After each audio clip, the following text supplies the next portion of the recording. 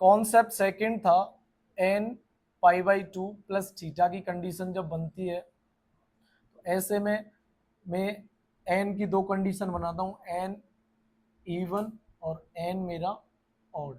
Even पे मैं बात कर चुका हूँ, अब मेरा एन मान लो क्या होता है odd. If n is equal to one, n क्या रहे वन, तो क्या बनेगा ये relation, one pi by two plus theta. मैं कह सकता हूं कि अगर एन ऑड है तो पाई पाई टू प्लस थीटा बन रहा है। ऐसे में रिलेशन ये होता है कि अगर साइन थीटा है तो वो कन्वर्ट हो जाएगा किसमें, कोस थीटा में। अगर पाई by two plus theta identity बन रही है तो अगर साइन थीटा होगा तो वो कन्वर्ट हो जाएगा कॉस थीटा में।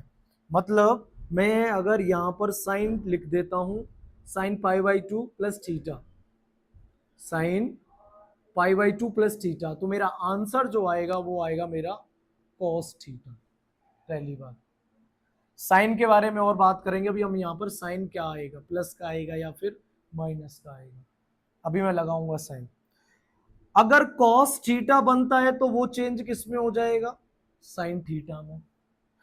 यही अगर होता cos pi by two plus theta तो मेरा अब आंसर आएगा साइन थीटा।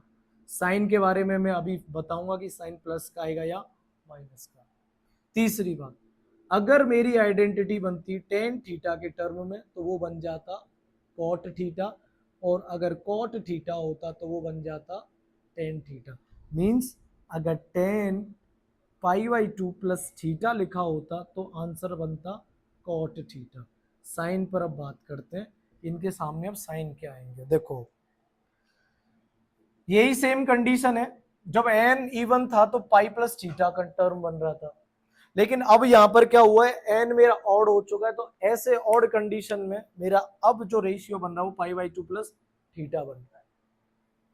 तो पाई by two plus theta, pi by two plus theta जब आइडेंटिटी बनती है तो इसमें क्या होता है, इंटरचेंज हो जाता है साइन कॉस में, कॉस साइन में, टेन कॉट में और कॉट टेन में। पहली बात तो दूसरा, और साइन का हमें ध्यान रखना है, प्लस आएगा या माइनस आएगा। अब देखो इधर पाई बाई टू प्लस थीटा, मैं कह सकता हूं पाई by two is 90 degree. Pi by to क्या है, 90 डिग्री है। अब 90 डिग्री के साथ में हमने थीटा को ऐड किया है। 90 डिग्री मेरा कहां रहता है, फर्स्ट क्वाड्रेंट में।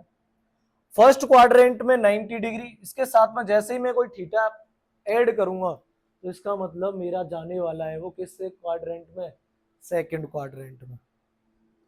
अब सेकंड क्वाड्रेंट में ये देखो किसकी वैल्यू पॉजिटिव किसकी वैल्यू नेगेटिव रहती है। सेकंड क्वाड्रेंट में वैल्यू पॉजिटिव रहती है सिर्फ साइन की, और साइन के साथ में तो कोसेक पता ही चलता है अपने आप ही पॉजिटिव ली जाएगी।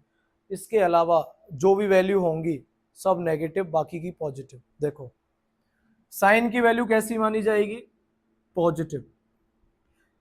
यहां जो हमें साइन लगाना है वो इसके हिसाब से लगेगा, ना कि कॉस के हिसाब से। कि कहीं आप सोचो कि कॉस इस वाले जगह पर नेगेटिव रहता है तो मैं माइनस कॉस थीटा लगा दूं, ये गलती हो जाएगी। कि साइन पाई प्लस थीटा के हिसाब से साइन आएगा, तो सेकंड क्वाड्रेंट में पॉजिटिव होता है तो मैं लिखूंगा यहाँ पर प्लस कॉस थीटा।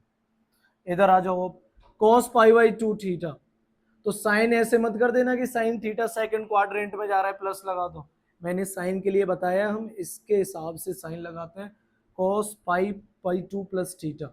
अब आओ cos pi by two plus theta second में जाता है तो कॉस नेगेटिव, तो इसका मतलब इसका आंसर भी negative. Ten pi by two plus theta second quadrant में, तो आंसर इसका भी कैसे आने वाला है, माइनस।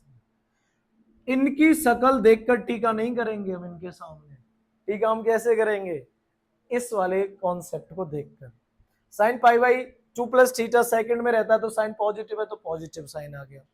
लेकिन आइडेंटिटी चिल्ला चिल्ला के क्या कहती है, अगर एन मेरा ऑड है तो साइन कॉस में बन जाएगा, कॉस किस में बन जाएगा, साइन में, टेन कॉट में और कॉट टेन में। इसके सामने प्लस या माइनस क्यों आ रहा है वो हम लोग देखेंगे इस टर्म को, कि कॉस पाई बाई टू है प्लस थीटा है तो cos pi by two plus theta second में बनता है, तो कॉस सेकंड में नेगेटिव रहता है तो इसलिए माइनस का साइन थीटा। ये मेरे पास में ये कॉन्सेप्ट कंप्लीट होता है। अब आपने ये एक आइडेंटिटी और देखी होगी कि साइन माइनस थीटा क्या होगा, कॉस माइनस थीटा क्या होगा, टेन माइनस थीटा क्या होगा। या तो तुम रट लो, जैसे आया आपको पढ़ाने वाला कोई भी, उसने आते ही बोर्ड पर लिखना शुरू कर दिया, बेटा लिखना sine minus theta is minus sine theta, sine sorry cos minus theta is equal to cos theta, tan minus theta is equal to minus tan theta. रट लो इनको, रटना नहीं है। कैसे हमने साइन माइनस थीटा को माइनस साइन थीटा लिखा, कॉस माइनस थीटा को कॉस थीटा लिखा, और टेन माइनस थीटा को माइनस टेन थीटा लिखा। यहां हमने माइनस साइन लगाया है और यहां हमने प्लस का साइन लगाया है। तो कॉस के भाई ऐसी क्या मजबूरी है जो कॉस के लिए तुम प्लस लगा रहे हो, लेकिन साइन और टेन से क्या ऐसी दुश्मनी उनके लिए माइनस में भेज रहे हो उनको। इसके लिए कॉन्सेप्ट पता है क्या बनता है, इसके लिए कॉन्सेप्ट ये बनता है, जब आप ओरिजिन से एंगल के मेजरमेंट करने के लिए एंटी क्लॉकवाइज चलते हो। एंटी क्लॉकवाइज जानते हो, मतलब जैसे घड़ी की सुइयां घूमती हैं, उसके अपोजिट अगर आपका रोटेशन है तो उसे रोटेशन का नाम एंटी क्लॉकवाइज होता है। और ऐसे में जो थीटा बनेगा वो वैल्यू देता है पॉजिटिव। एंटी क्लॉकवाइज मोशन है तो थीटा मेरा कैसा, पॉजिटिव। जैसे अगर मेरा एंगल ऐसे चल रहा है, मेरा एंगल कैसे चल रहा है, जीरो से एंटी क्लॉकवाइज। अगर मेरा एंगल चले ऊपर से नीचे, मैं कह सकता हूं इसको क्लॉकवाइज। अब जैसे ही क्लॉकवाइज चलेगा तो जो थीटा बनेगा वो थीटा कैसा माना जाएगा, नेगेटिव। वो थीटा कैसा माना जाएगा, नेगेटिव। अब आप देखो साइन माइनस थीटा, इसका मतलब वो क्लॉकवाइज जा रहा है या एंटी क्लॉकवाइज, क्लॉकवाइज। तो कहां से आया होगा, वो नीचे मुड़ा होगा। नीचे झुका तो नीचे मेरा कौन सा क्वाड्रेंट, फोर्थ क्वाड्रेंट। और फोर्थ क्वाड्रेंट के अंदर साइन की वैल्यू नेगेटिव, इसलिए sine minus theta is equal to minus sine theta.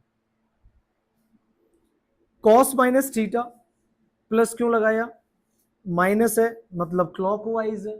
जब क्लॉकवाइज है तो फोर्थ क्वाड्रेंट में आया, और फोर्थ क्वाड्रेंट में आया तो फोर्थ क्वाड्रेंट में कॉस की वैल्यू पॉजिटिव, तो कॉस को क्या दिया गया, प्लस का साइन।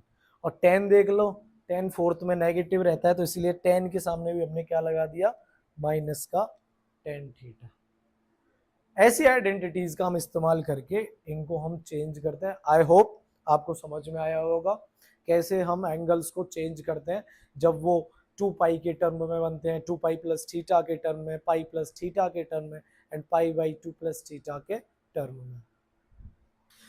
अब यहां से मैंने एक बहुत ज्यादा पूछे जाने वाला एक क्वेश्चन क्या बनता है कि आपको वैल्यू दे रखी है कि 3 o'clock या 4 o'clock या 5 o'clock।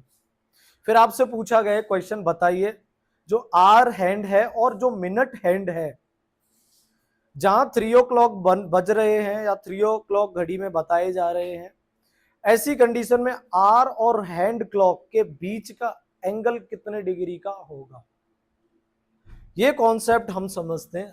तो देखिए मैं बात कर रहा था कि बहुत ज्यादा पूछे जाने वाले क्वेश्चन को लेकर कि आर हैंड और मिनट हैंड के बीच का एंगल कितना होता है अगर घड़ी के अंदर बजे हैं 4 o'clock या 5 o'clock या 6 o'clock, कितना भी टाइम हो सकता है, लेकिन आर हैंड और मिनट हैंड के बीच का रिलेशन क्या है, मैं उस रिलेशन पर अब डिस्कस करता हूं।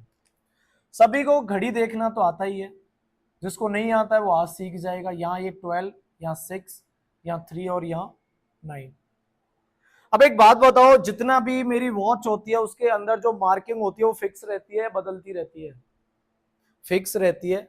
ऐसा नहीं होगा कि मैं ब्लू मार्कर से 3 को यहाँ लिख दिया तो मैंने ग्रीन मार्कर से 3 को यहाँ लिख दिया, अभी कोई दूसरा टीचर आया उसने 3 को यहाँ लिख दिया। मैं कह सकता हूँ कि यार जितना भी इनको वैल्यू दी गई है ना, वो बिल्कुल एक सेट वैल्यू दी गई है। मीन्स मैंने इसको क्वाड्रेंट में ब्रेक कर लिया, यहाँ 1 होगा, यहाँ 2 होगा, यहाँ 4 होगा, यहाँ 5 या 7 या 8 या 9 या 10 या 11 और ऊपर 12।